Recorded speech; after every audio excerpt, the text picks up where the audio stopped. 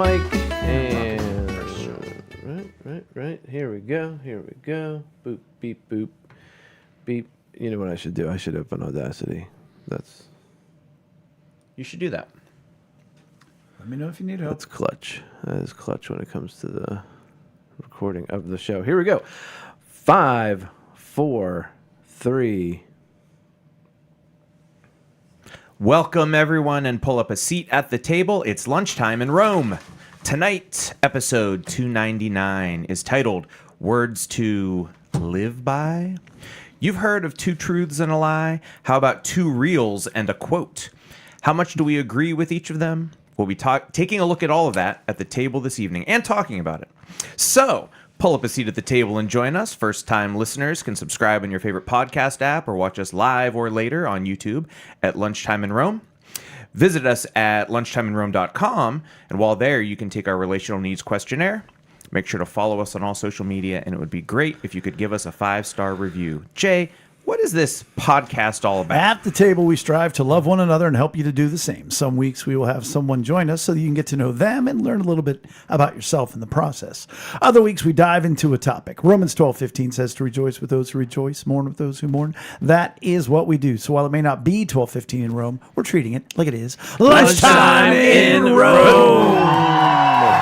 Oh, that's a good cheer. Static. Yeah, I'm trying to... You want me to unplug and replug and plug again? I don't think so. Okay. I thought that was because the applause was just so loud So that loud. the system couldn't handle it. How do we fit so many people in the studio? Yeah. Oh, that's crazy. Do you remember that time that we had people were just coming right? I've had complaints from the neighbors, you know. The parking is just out of control. It's too much. It's too much. And the banging of the doors, Maggie's waking up. It's incredible. Look who's with us, everybody. Oh, it's Julia. Where's the applause now? Yeah. Oh, guys, stop. Gotta kick the crowd out. And do you know that Mary Lynn said to me, she sent me a screenshot of the preview. She goes, it doesn't say Julia Part 2. Oh, and there's a good reason for that. Right. Oh, yeah. Boing. Why is that, Chris? Last week, Julia was the focus. She was the guest. The guest of focus. I don't know. She was the golf. Yes. The focus guest. And this week, Co-host. she is a co-host. She is joining us as... She was so good. Yeah, It's that's Julia. right. She's just... Brian's not coming back. No, Oh. It was always kind of 50-50. it was... Water was always his first love. Lunchtime in Rome was number 2. That's a great line. That's he a great probably line. is. He's in Vegas right now. Vegas, but baby, He Vegas. probably is doing something with water. Yeah. Well, he's at Right. the International Bottled Water Trade Association Conference. I love that that 10 you times fast. knew that whole name. Well, and I wanted to say, because I wasn't on the show last, I was here. Yes. But I really appreciated having you on the show. And Julia, you were genuinely funny. Like I was Thanks, I was Eric. laughing out loud off the mic. It was very fun. Yeah. My mom actually commented and she said, wow, that roast on Chris about the furry bucks and petting them, that was good. And I was like, oh, thanks, Mom. Anyways, thank you, Eric. Yeah. My question, Julia, is have you ever thought of doing either improv or stand-up because you master people's voices so well? I've actually had some people say that. They're like, do you ever want to take an improv class? Well, no, that's different because I think you really could do improv. Yeah, you could. You cannot do impersonations. You're sharpened pretty quick. Yeah. Quick, do your mom voice. Oh, Julia. Oh, that was a zinger. What are you talking about? And then your dad comes in You know and what he that says, sounds like, though? That sounds like Ben doing Julia's mom's voice. Don't compare me to Ben. how dare you besmirch the name of that saint. I would love to be compared to Ben. And I sent him a math Instagram reel today. Wow. I barely understood it as it was. Yeah. And he was Can like, you "Oh." explain this to me? Yeah, and he was interesting. Yeah. So, how is everybody? Good, but I had to talk with. I've had some talks with Amy. I feel like I'm in a lull, and I don't really have any goals right now for myself. Both Is your first goal to get a goal? well, I need to. I'm going for 2 goals. One is with something professionally, which I'm trying to figure out. I've kind of been forced into a lot of things with the future of AI and whatnot. regarding your SEO. Yeah. No, actually, ChatGPT and everything else, it's all on Eric. Yeah. The future of AI. It's all on my shoulders. that's a lot. We are screwed. No, just kind of forced into it, and I don't Tech guy. I don't love it. No. And I want to just kind of branch out and not get away from it, but like do something else, like think about something else, because it's just been kind of all consuming. Because it's happening. It's all happening, whether we like it or not. And but so there's that, and so I'm in a lull there. I'm in a lull professionally. You're in a goal lull. Yeah, Let's say that. the rural juror. Yeah. And then another one personally, and I've landed on that one. That one is what I've already been doing, is getting better at disc golf, and getting my throw improved and whatnot, and things are starting to sync up, and it's starting to show, and feeling really good, and it's motivated me to like just get out there more, and also just be kind of healthier in general. Mm-hmm. So You've been doing a good job of that. Yeah, appreciate that. And noticed that on Amy tonight as well. When I saw her at the church, she looked like she's Yeah. getting Yeah. in better shape. Yep. That's exciting. Yeah. And yeah. a lot of work. And But when you have fun, like disc golf is the fun side of that. And now I'm at a point, Jay and I have been playing over, my lunch break up at the church. And if you are local and you do want to play disc golf, it is a fantastic 9-hole quick round. Up top, no hill. Is that Yeah. the new top 9? Is Yeah. that? Did you put that in It's in UDisc? UDisc for sure. It's called 9 up top. 9 up top. It's great. It's like, Can't play it if anybody else is around because you're throwing back and forth around holes, but it's never really crowded. Right. And by that, I mean nobody's ever there. yeah. But we're always there. Oh, we're always there. And it's been very fun. It's been very fun. But now I'm jonesing to play like a big boy course. Get out there to like Deer Lakes or something like that. Sure. Let it fly a bit. Let it fly. A bit. Yeah. Yeah. It's such a, as an avid disc golfer myself. Sure. I will say. You used to be one, yeah. Yeah, I know. Not really. Yeah. There was that one summer. Two. Okay. I don't know. Anyway, I haven't played much for a while, but there's something magical in that, like when you get that release, When you get that snap. and you're like, oh man, that felt so Yeah. good, and Yeah. it just. The only thing is though, like if we do like I gotta get back out in the field a little bit too, because I need to kind of like relearn what my discs do now, because I'm throwing them so much better. Yeah, the ones that used to fly straight maybe are now turning over for you, and Like the ones that were fading like way hard are. well, and now you get to mess getting out around with there. like the whole like hyzer release and like Yeah. flip it up straight and like. Well, and I haven't even. I don't know how far it is, but I have been doing one of my new favorite things is when Maggie has softball practice is to throw while she has like I have like 2 hours. Yeah. With an open And field. there's apparently quite a bit of the outfield is really available. is that what you do? You just go out to the I outfield? go to the outfield and throw it back and forth. It's awesome. And They occasionally jack one to second base. I wonder if the coaches are like this, mother. no, I'm cool with all the coaches. But the 1 week my farthest disc that I threw was 81 paces, and then the next time I threw was 95 paces. So I don't know how big my gate is, but that's And further. you can measure a throw on UDisc, but the problem is I haven't figured out how to do that. Like, how do you do that not on a course? We can do that later, maybe. I don't know Okay. if everybody, But even then, it's plus or minus 10 or 15 Yeah, feet so on that's- the yeah. on the throw and on the destination. So it's plus or minus 30 feet. But it's still something. Yeah. Yeah. And I can measure it against Didn't itself. you borrow my rangefinder? I did. Yeah. What? But you were with me. Oh, So I didn't have it again. right. But I know. I'm throwing further than when we were there. Yeah. Yeah. I don't know if you. Yeah. I don't know, and I don't want to make it disc golf in Rome. I mean, I kind of do, it's but a little bit long for that. where we were throwing from, Yeah, the yeah. concrete tee pad, Penn Hills Park, sure. but the concrete side. Uh-huh. There's the light pole on the right side in the outfield. I'm just laughing because you and I are the ones talking. And Yeah. Nobody else cares. I Go know, ahead. but I don't care because I'm excited about how. like if you remember how far that is, that's where my disc was. The one by the road? Not the one by the one road. to the right. There's the foul ball marker pole, Yeah, and yeah. then there's the light pole. Yeah. Yeah. That's awesome. I once Yeah. watched a guy trying to catch a fly ball run straight into that. Yeah. Looking up over his head, and all you heard was dong. It was a bad night for him. So I'm very excited. I love your goals. I have a goal. Oh. And it is. I'm just kidding. It's not a goal.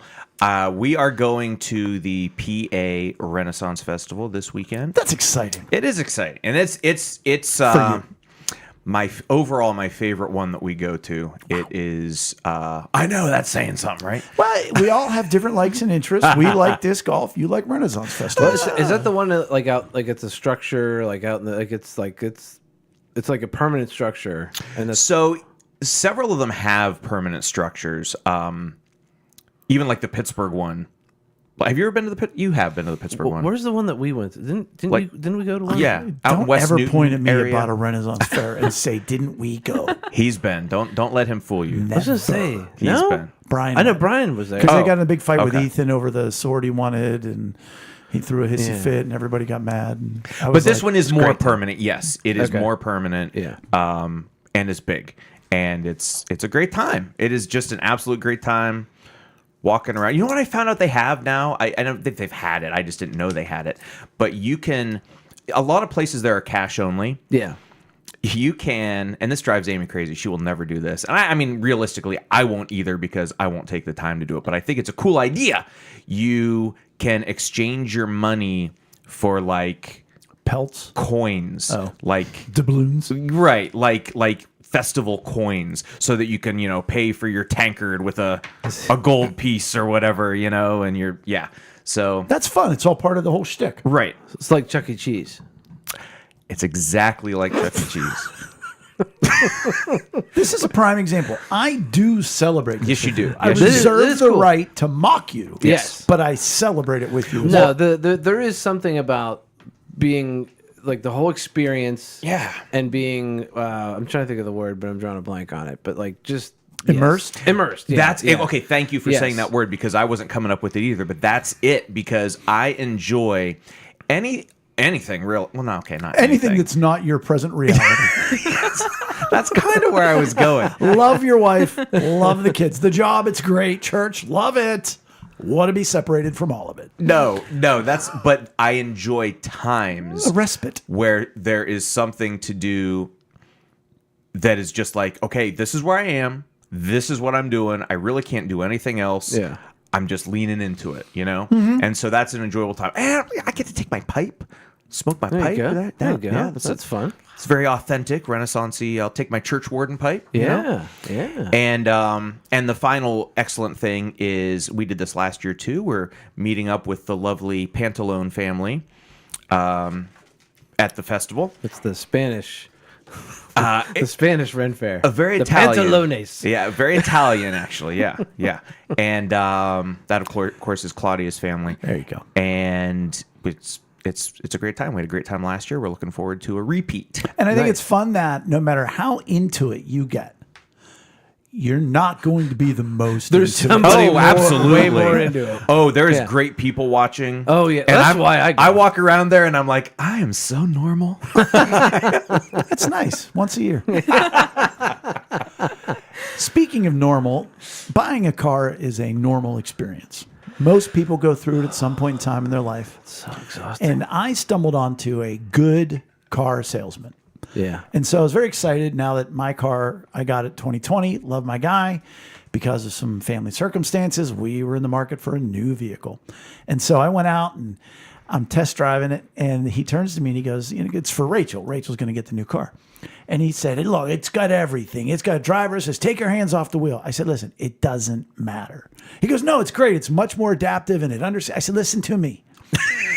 I'm not allowed to use cruise control when Rachel's in the car, and I'm not allowed to use it when she's not in the car. He goes, you're kidding me. I went, nope.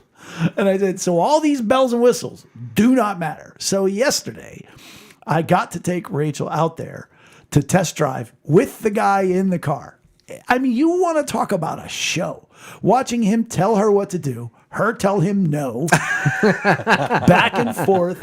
And she didn't even want to go. She said on the way out, if I just like it, can we buy it? I said, sure. Next thing you know, we're on the road, making a loop, driving the car.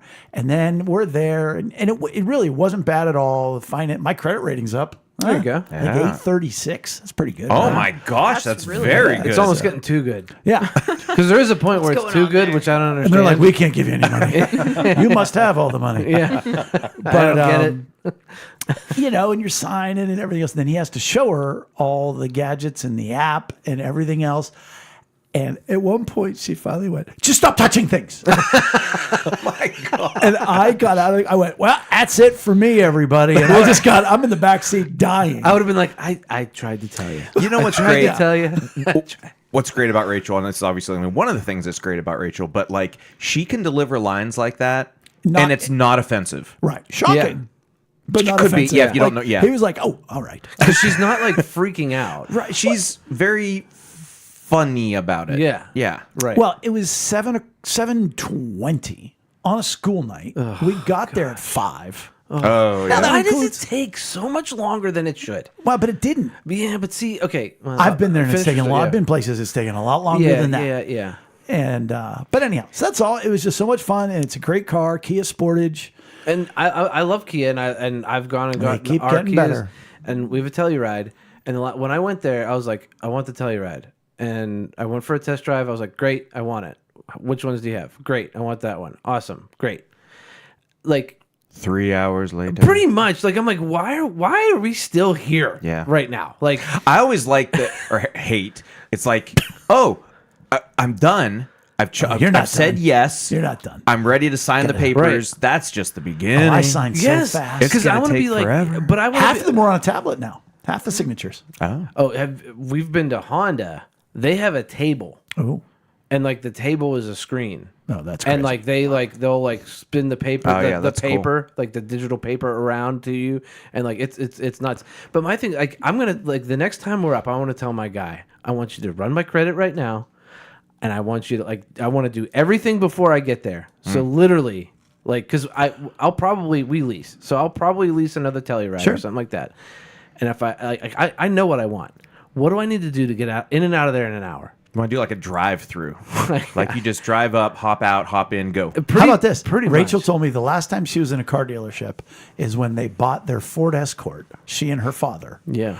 And she said it didn't take long at all. And I said, why? She goes, oh, he paid cash.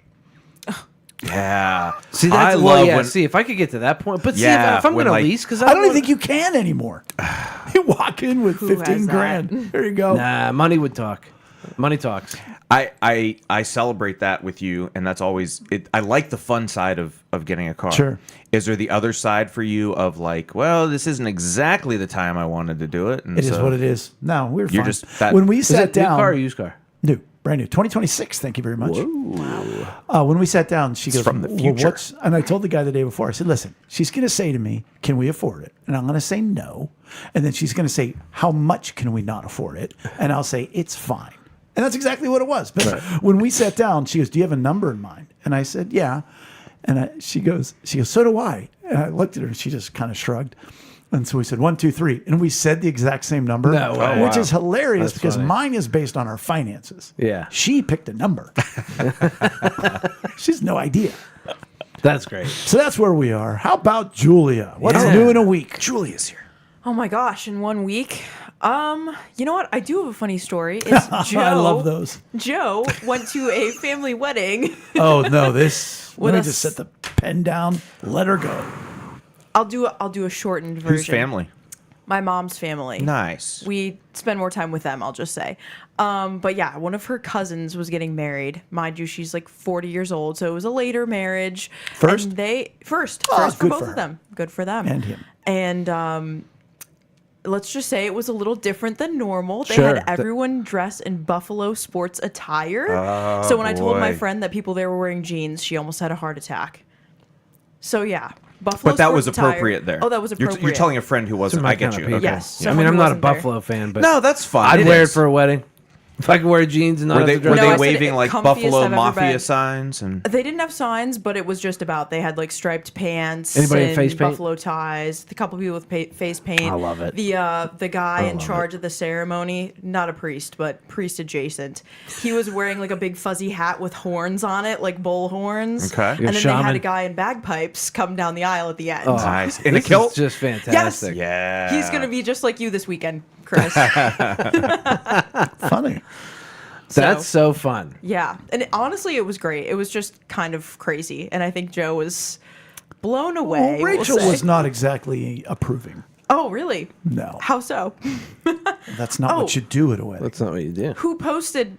Oh gosh. See, my thing is though, if it's your wedding And you're having a good time, you own do it. what you Oh, want. You do absolutely. you. Your wedding, you do what you Yeah. want. Other people, you guys can. You're go, along for the ride. Go away. No, that's So so. did fun. you? How did you dress? Did you I- have gear? Well, I had a very nice Buffalo Bills T-shirt and black jeans, Chris. So yes, I dressed. I love for the guy occasion. that Okay. he's like, I'm not a football fan, so I'll wear my Sabres jersey. Joe did say So fun. whitest wedding he'd ever been to. And was he wrong? Looking at that video of the people dancing, nope. No, He I is said there was dead on right. one Asian woman there. 2 left feet could not bust a move, so she might as well have been sitting on the outskirts. I love it. I love it so much. It's so hard not to say 2 reft feet, but I won't do that. That would be inappropriate, and so I will not do it. Man, we're gonna get taken off of YouTube for that one. I don't know. Hey, we are excited that you are all here because you're all sitting at the table with us. But there are a select few, but not an exclusive few, who sit at the head of the table each and every week. And those people are Groot from the Hooked on Jesus podcast, Lorianne, Bethany, Marilyn Ashley, and Breaking 90, who sent me, I should say, a picture. I guess we should open up tonight. By the way, they sit at the head of the table by going to lunchtimeinrome.com and becoming a paid subscriber. Please do that and help us out, and you get the status and all the glory that goes to sitting at the head of the table, which right now means your name gets mentioned every week on the podcast. But he did send me a picture of last week. So we should open up tonight's podcast with an apology, I think. Oh, I'm sorry. Who sent it in? Breaking 90 did. Okay. Yep. I shared it with you guys. A picture? Yeah. Did you? Yeah, I sent it to you. Where is it? It was in the text thread with the guys. And he asked, why was Chris not wearing a shirt last week during that picture. the Yes, yes, Yeah. yes. Okay, yes, he did. Okay. So I we was drawing need a to- blank too, Chris. We need to yeah. clarify, it in fact was a peach-ish shirt. Chris Sure. is always clothed. Yeah. Yes. Thank I goodness. shower clothed. He's open. I'm a You're, non. you're never nude. Never I was nude. gonna say, Yes. if Chris wasn't wearing a shirt, I think our eyes would have been like burned out at the Yes, table. yes. It is funny when you see that shot. It does blend with my skin tone. So, sorry, everybody. That Nah, one's going in for the back some- of the closet. Some were appreciative. Most were alarmed. Somewhere. All of us were impacted. Oh boy. And the thing is, we are sometimes not the least bit impacted by advice. People are very, this whole podcast, this whole time at the table is about joining somebody in their emotions and not giving advice, or giving advice in that very rare time when it's asked. You know, it's funny because we're also giving advice. This podcast is us giving advice to not give advice. I think we're demonstrating. Oh, I like that. Yeah. I think we're That's better. giving an example, and we're teaching if you choose. But I see what you're doing. Or if I you're was just- asked. I was just if you're kidding. asked for advice. I was just kidding. And nobody has to listen. They only come if they so choose. So by logging on, by sitting at the table with us, they are asking for Right. advice. That's right. Anyhow, and there is a lot of information out there. I don't know if you guys know, there's a little thing we like to call the internet. Heard of it. Yeah. Al Gore actually invented it in Series of 1990. Series of tubes. It's funny, but why is that funny? That's what they describe it as. It's a series of tubes. I'm not very techie. I wouldn't know. Anyhow, and every once in a while, you come across something and you go, that's impactful. And so what I want to do tonight is show 2 different clips that I found to be impactful and worthy of discussion, and to look at it from a lunchtime in Rome perspective and see where it goes, see if we agree, see if we disagree, and let it fly from there. So nobody else has seen these except for Eric and myself, which means Julia and Chris have not. And most of you have not. If you are just with us in audio fashion. And in video. Ooh, on YouTube. You'll only be able to hear it. You'll be able to hear it. Oh, even on video, they can't see it. Gotcha. They won't be able to see it, right? I didn't set it that. We're just doing audio. So no matter who you are, Right. you're going to be able to hear it. And let me just tell you, it's not much to see. Right. So why don't you begin with that one? Yes, the Yep. first one. Yes, right there. Here we go. Being judgmental, I think, actually kills likability. There was a study that was done that looked at the cool kids in school. And this was something, I was not a cool kid in school. I really struggled in school. that, No, but- my God. No, so it was just agony. And so I think about that time period a lot. And here I found this study about exactly that. Why are certain kids so well liked and certain kids aren't? Literally the ultimate study of likability from adolescent age. And they had all these hypotheses. Are the most likable kids more athletic? Are they higher GPA? Are they more extroverted? Are they funnier? Are they more attractive? They looked at all these things. And what they found, they did this across a variety of high schools and a variety of ages from 9th through 12th grade. And they found there was one single predictor of who will be the most likable, most popular kid. And it was that kid had the longest list of people that they liked. Oh, wow. In other words, yes, there were kids But that were athletic. can you or smart. force yourself to like somebody you just don't like? Yes, in that, if you are asking the right questions and searching for Me Too moments and setting them up Okay. to be impressive, you are more likely to like more people. Okay. My awkwardness, I think my So unlikability. learn how to like if you want to be likable. kind of. Learn how to like. In fact, be free with your likes. The most popular kids were the ones who were first likers. In other words, they walk down the hallway and they say, "Hey, Dan. Hey, Sarah. Hey, Joy." Yeah. They're the ones who walk into a class and be like, "Hey, you want to sit with me?" They are inviters. They are likers. They are looking for good. And in that way, I think that we can train ourselves to be more likable by searching and hunting for likes. If you walk into a room assuming I could like most of these people, if I ask the right questions, if I set them up for success by having them impress me, you are more likely to like someone, which actually makes you more likable. Being judged. There you go. There it is. Thoughts and reactions. Do you agree? I mean, it's hard to disagree with, in theory, a study. Right. Yeah. Right. Does it surprise you? Yes. Kind of, but well, I feel like those kids, because this is early on in life. Well, it was high school, 9th through 12th grade. But They are still, children, got it. Right. You still have to like be naturally good at that, I feel. Oh, that's a different question, though. That's not, it's not, I feel like is the it sta- easy to do? Right. I feel like the statement is true because the people that I remember back then that I really liked and that everybody liked and nobody had a problem with were like that. Mm-hmm. Like it didn't matter who you were. You got, "Hey, how you doing?" Like, and you're like, kind of like, "Wait, he said hi to me?" Like, I don't run in that crowd, or like Sure. whatever. But like, he noticed me even though I'm not a cool kid, that kind of thing. So the logic does make sense to me. What's interesting, and the one thing that I like, and I'm going to sound like a boomer, but I don't care.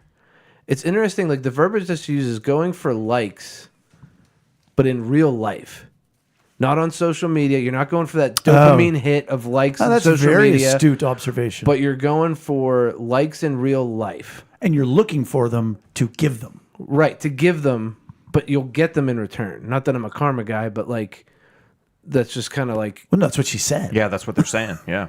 But I mean, I'm not a karma guy. But like, if you put likes out and people like you do things that are gonna develop likes back to you. You know what I mean?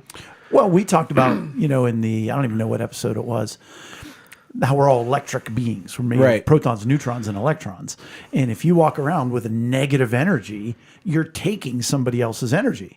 So if you're giving likes, even from a electrical viewpoint, Yeah. it works because you're giving that to people. Yeah. Why do you disagree with this study or find it to be surprising? Oh, yeah. It's not a disagree. It's more of a.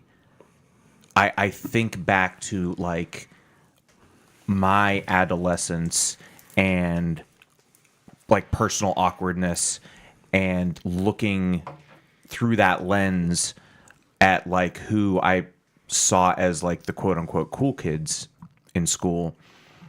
Not that I would have said most of them are mean, but like I don't personally recall like that level of friendliness. Like I don't recall the people. I think you have to. I think you might have to redefine what cool is, because in my mind, a person that's really cool is cool with everybody. Sure. Like, and they could be a jock, but they're cool. But they'll say hi to a band kid.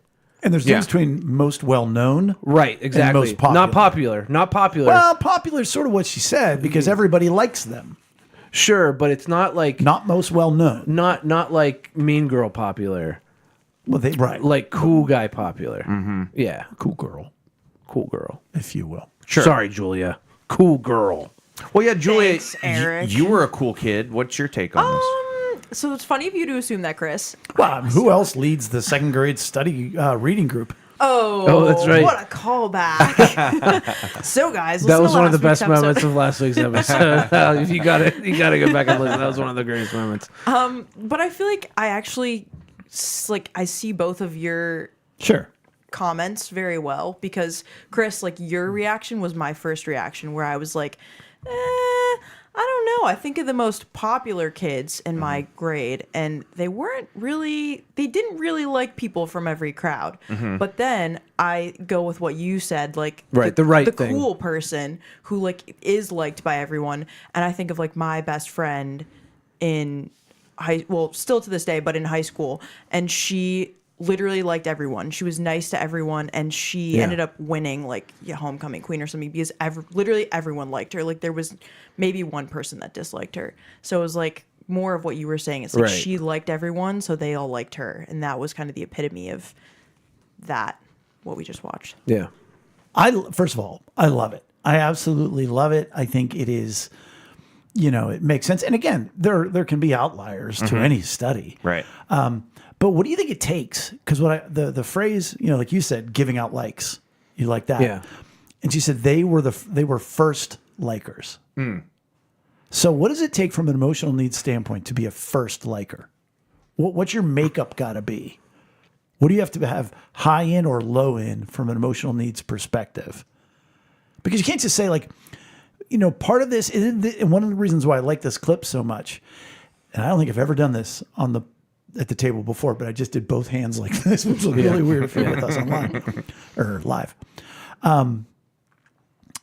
Because it's a mesh between, hey, you're a product of your emotional needs, but also like we've been talking about from the book Switch on Your Brain, where's your focus? That if we focus on something, our brain reacts, will think differently, and therefore our body will behave differently. So whereas we are a product of our emotional needs, our past hurts, but we can also sort of refine that. So what does it take from an emotional needs standpoint to be a first liker? I would think that, especially as an adolescent, I would think you'd have to have some sort of base level foundation of your own emotional needs being met, that you feel Confident, and comfortable. Right. That you're able to then put out to other people. I think that's I'm interrupting you to not congratulate you, but appreciate you. I think that's a brilliant and astute point, because if you're not looking to get your needs met from your peers, if they're already being met by either your friend group and your family, then you're free to go. Yeah. Yeah, So you're many handsy gestures. I'm tonight. handsy tonight. I would argue you have to have a very, and Eric identifies with this, low need of acceptance. As far as like, I don't want to make a mistake, so I'm going to keep my mouth shut. I don't want to make any You mean a mistakes in high any need of relationship. acceptance? No, if you're going to be a first liker, you have to have a low need of acceptance. Then why- Somebody doesn't, I don't know how I relate to that then, because I'm because the opposite of who you are. You're not a cool kid. I'm not a cool kid.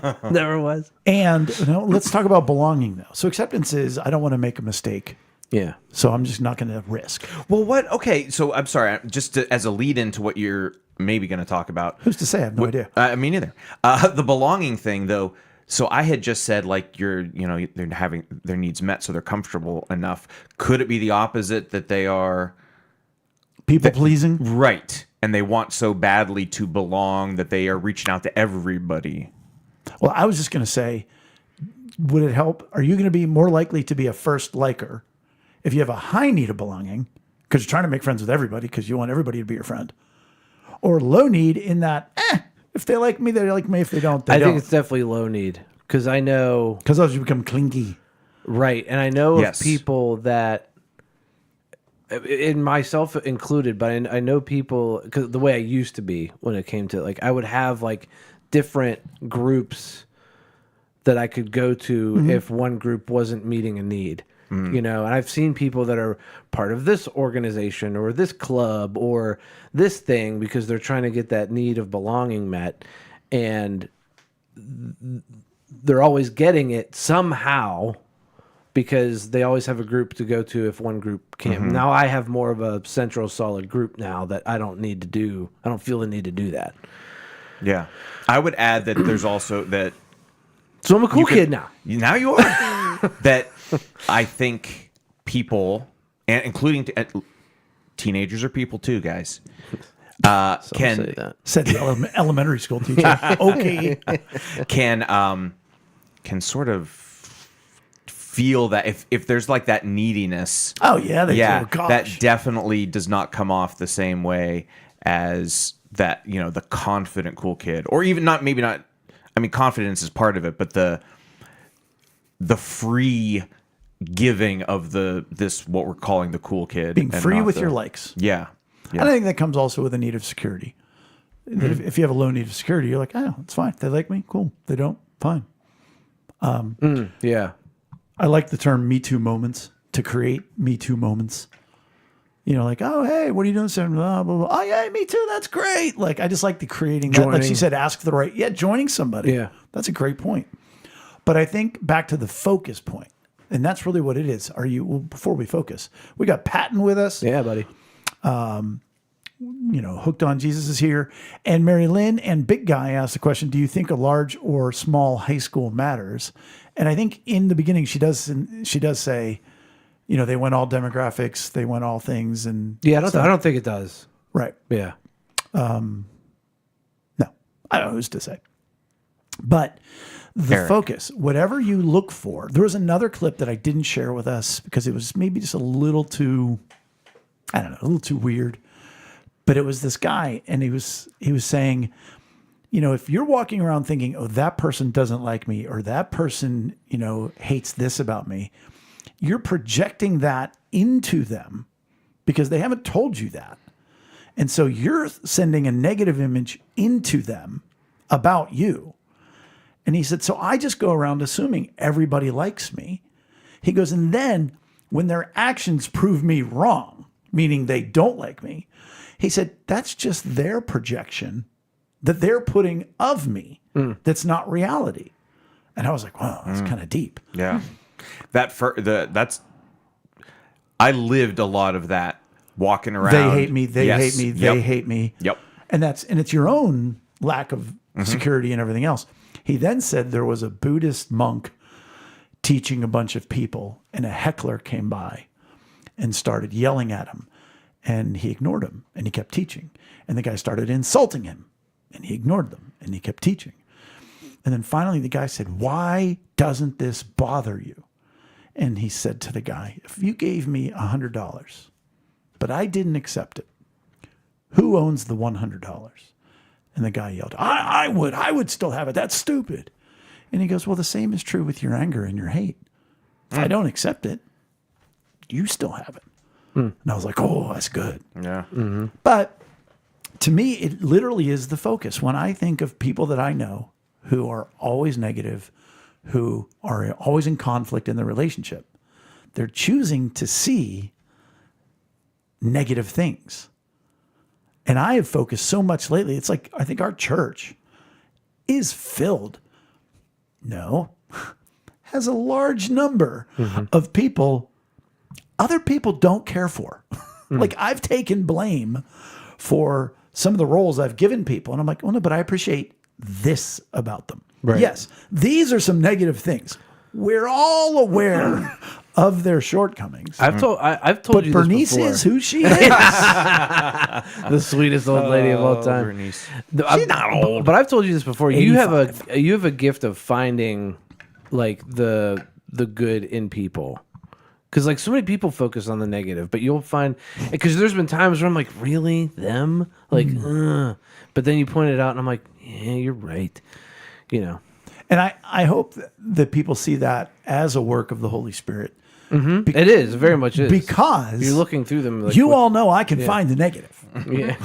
yeah. I mean, people carry it around, and I just see it like anything else. I have to look for the positive, but I'm able to find it. And I take ownership of that. I take ownership of where I screw up, which leads us into our second clip. Oh. Here we go. I'm going to give you my definition of mental toughness. Mental toughness is making the commitment to do the best you can with what you have wherever you are.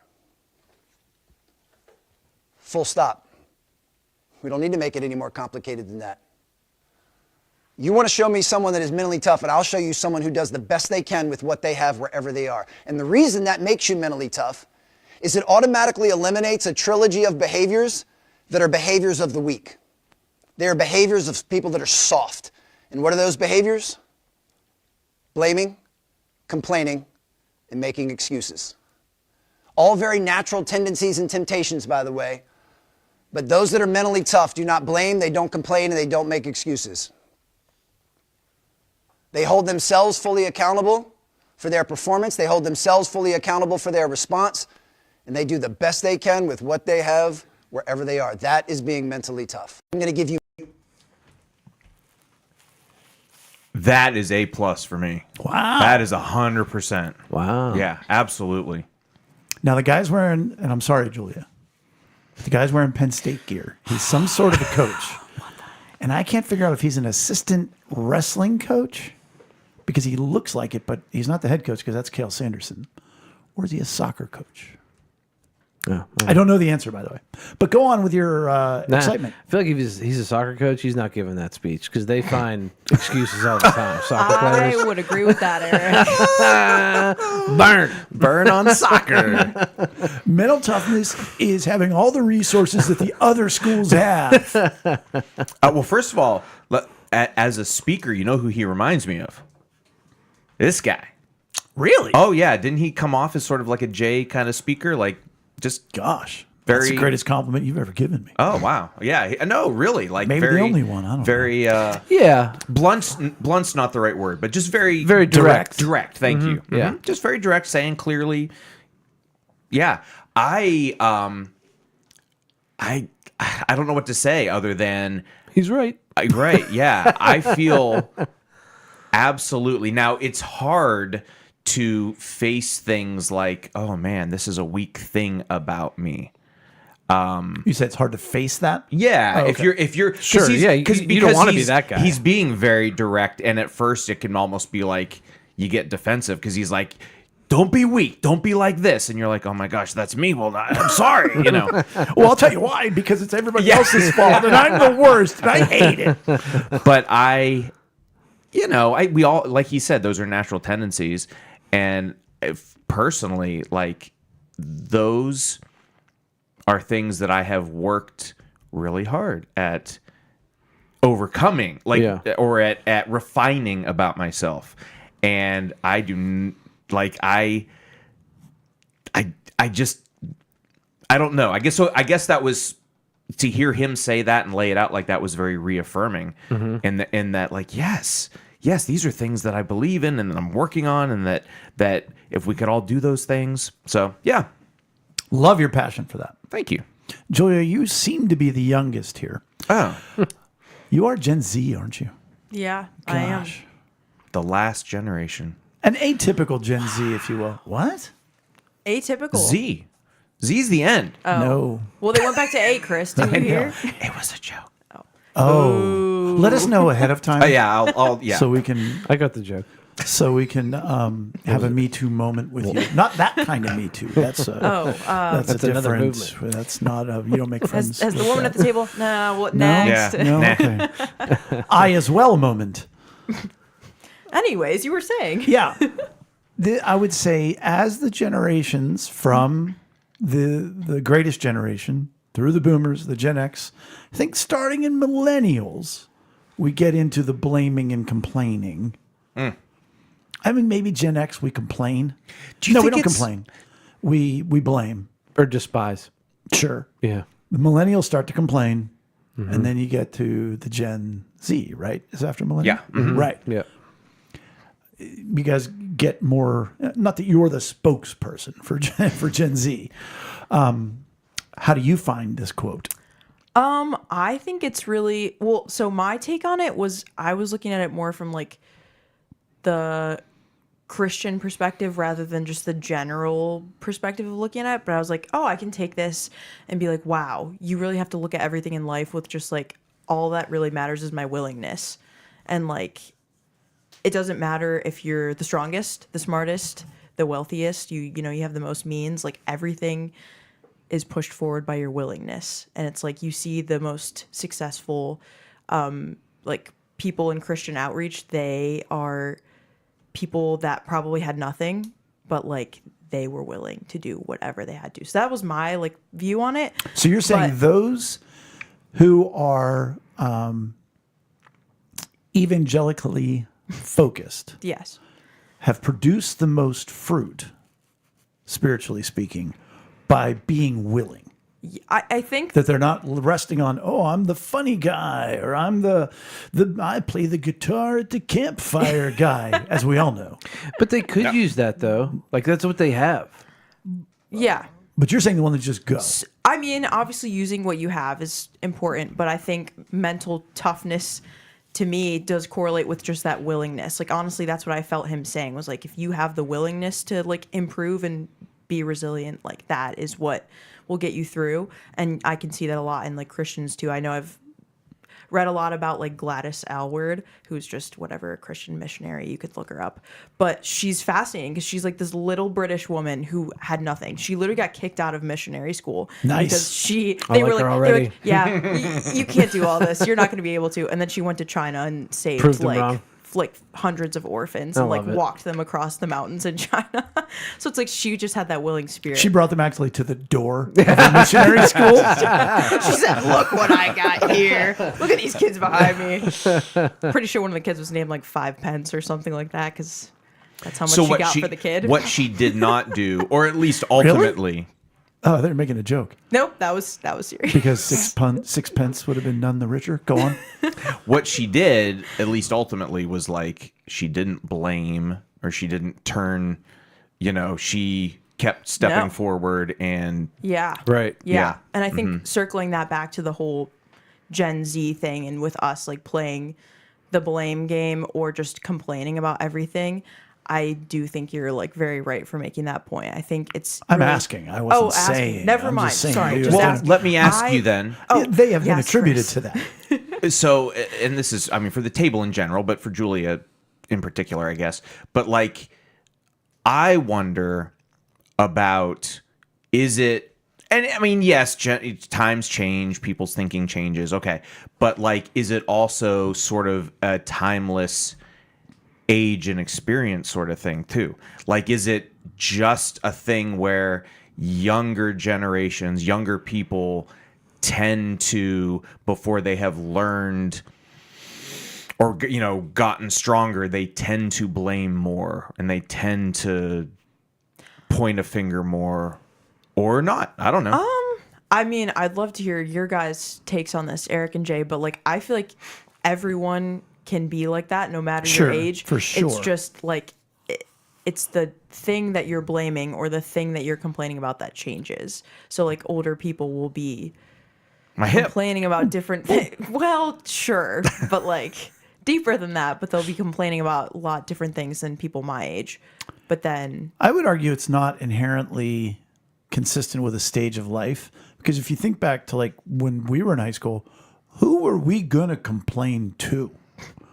Hey, mom Right. and dad, you guys aren't where's that going to go? You Yeah. know what I mean? Like, whereas now they've been conditioned that we're going to make everything okay. You know, they've been overly coddled this generation by parents? by helicopter By- parents and okay. everything else. That here's your trophy, everything's okay. So they've learned there's like I don't say equity, but there's a currency to complaining. Whereas we could complain all we wanted. Right. You either Right. were getting yelled at or ignored for Right. Gen X. And I'm an old millennial. yeah, my apologies to you kids. Yeah, millennials I think started to whine a lot about stuff. There was. I'm in a weird spot because like there's a kind of like a transition period of that is called like Zillennial, where we grew up in like the analog age and we're in the transition to digital. Zillennial with an X. Yeah. Yeah. Yeah. Right. That is confusing. I was thinking Right. Z. That doesn't make It's not sense. the other end. But I can definitely see in my generation is where it started to be the participation trophy generation. Yeah. And I feel like our generation, a lot of the like I remember like there was the saying sticks and stones will break my bones, but words will never hurt me. I remember that from when I was a little kid. Those names last a lifetime. But then like you didn't hear that a lot like later on in my generation. Like there wasn't that like, you know, you need to be a little bit tougher and like you don't blame and don't, you know, like you know what I mean? So like I feel like my generation was a lot of the transition into where we are now where a lot of people are coddled. And I would like to clarify, I screwed something up just there. Oh. It was sticks and stones may break my bones, but names will never hurt me. I thought it was words. Yeah. I always Well- heard names, but Oh, yeah. I heard words too, Eric. Yeah. Us youngins. Because they're younger. Yeah, Like makes something sense. changed. But then what I have said for years were sticks and stones may break my bones, but names last a Last a lifetime. lifetime. Right. Like, words really do hurt. They really did. No, it's Right. true. Yeah. Right, right. But the saying gives out an aura of like, Don't blame. Don't, right. Right. You're don't- not. Yeah. You're not running to mom and dad and saying, "Look what happened." You Right, are for every trying little to be thing. strong at least. Right. But not that they. I mean, meanwhile, while we were doing that as kids, we could also be like being torn up inside emotionally because we were told that Names don't names hurt. aren't supposed to hurt. Yeah. Yeah. Right. Yeah. Lock it down. Shove it down. Let it fester. It is interesting because like we also had a lot of sticks and stones. At least I did when we were kids. Like Literally. I was getting hurt a lot. And now it's like, no, don't. We put bumpers on everything. Right. And we try to protect everybody as well. Interesting. I mentioned this interview a while back, I think. By that I mean like a couple weeks. The Troy Hawk, the guy who's arguably one of my favorite people on Instagram and Facebook and YouTube. He's the guy that dresses up in the smoking jacket and he says he's from the Greeters Guild and he just tries to send positivity out there. But it was an interview with him and some guy on some Scottish podcast or whatever. And he said that what he loves about doing stand-up is you get up there and you do your spot and then you get done and you realize there was, if you know, let's say it didn't go well. He goes, you realize that there is something out there. There's the way I could have put the words together better, or I could have taken a deeper pause, or I could have just chosen different words. There is a formula out there that would have made them laugh. Okay. And he said, when you get to that point where you can face that, he goes, it's freeing. He goes, but too many other people go, oh, the crowd was dead. They don't get it. Yeah. My opener Right. wasn't good. And he said, that's like if you have a knife, the knife analogy we had, if you have a knife in your side, it hurts to pull it out, but now you're free to heal. Right. He goes, if you just leave that in there and blame everybody else and you don't take accountability for, I wasn't funny, he goes, you're never going to get to be where you want it to be. And that was the first clip, which led me to this clip. But I love that. Like, hand up, my bad. Like, and I'm so busy now with Young Life and church and everything else. It's always been one of my favorite things to do is apologize, and not in a, Chris or Eric way, just always apologizing. Sorry. Right. But just be like, yeah, I should have done that. Right. I'm sorry. You deserve more respect than that. Now, where do we go? You got Right. nothing. Right. Right. Yeah. And so when you can do that and say, I didn't get it done, or I'm the one to blame. And it almost goes back to the old Jocko clip. Mm-hmm. If you guys know who Jocko I know Jocko. Willnick. I don't know. I just know him as Jocko. There's only one Jocko. Sure. It's Jocko. Pittsburgh Sports Radio would say differently. There's a guy, Jocko, that always calls in. But he has this very famous video where whenever somebody comes to him with a calamity, he tells them, good. You know, the mission got canceled. Good. We have more time to prepare. We ran out of money. Good. We have to go look at other resources. You know, and I just love that. And it's a great goal to have, and this kind of echoes that. Yeah. I think those are all my notes on that one. Lastly, the quote. We've had 2 videos, 2 clips, and a quote, and you've all heard me say it already. But I just want your reaction if I'm using it too much. And is it too detached and or dismissive? But that is, you guys know what it is? No. Not everything is something. Okay. Yep. I've heard you use that recently, especially. And as you get older, there's very few somethings. Oh, I interrupted. I'm sorry. No, that's Not good. everything is something, and as you get older, there are very few somethings. And it started with at the food pantry at the school. Specifically, the girls' basketball team is just the loudest, neediest. They're always arguing with somebody. Get your hands out of my face and this and that. And I told their coach, wouldn't it be great if we could teach them that not everything is something? And he looked at me and he was like, man, like I would love that. And then I added, you know, like he was staring at me. You walked directly in front of him. Yeah. He wasn't looking at you. He doesn't even know your name. Right. Now that's a high school trivial. She's not first liking. I'll tell you that much. Yeah. But it's also true in life. Like, Yeah. So is it too dismissive? I mean, we got to join somebody in their emotions. But that perspective. Yeah. It's interesting because I feel like, you know, the younger years are more formative. So it does like make sense. Like, not everything is something, but we do need to meet more of those somethings when people are younger versus when you're older. Things should be less. There should be less somethings because you've had your needs met. I think when you're But- younger. Oh, sorry. Go ahead. But I believe like what you're saying is like as you get older, less things become important and the more important things get to be like the things that should be important become important.